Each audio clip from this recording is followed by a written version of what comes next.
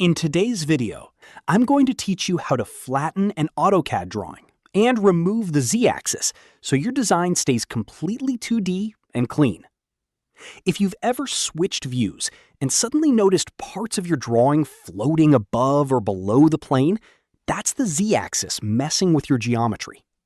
Even when things look flat from the top view, they can still contain hidden elevation values that cause issues later, especially when printing or sharing files.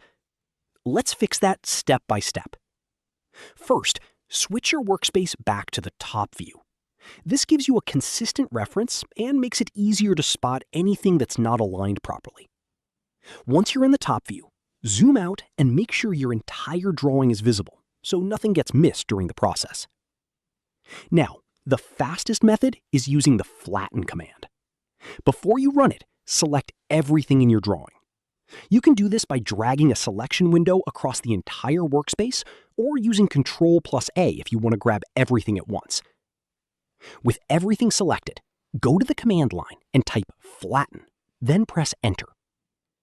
AutoCAD will start processing your selection and may ask you a question about hidden lines.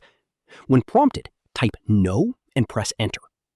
This ensures your visible geometry stays intact while everything is forced onto the same flat plane. Depending on the complexity of your drawing, this might take a few seconds. Larger files with many objects may take slightly longer, so just let the process complete without interrupting it.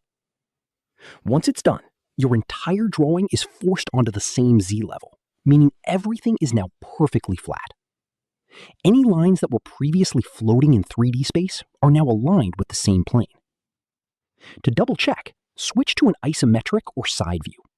You should see that nothing is sticking out anymore, and your drawing behaves like a true 2D design. This step is especially useful before plotting, exporting to other software, or sharing files with teams who only need 2D data. And that's it. Your AutoCAD drawing is now fully flattened and ready to use without any Z-axis issues.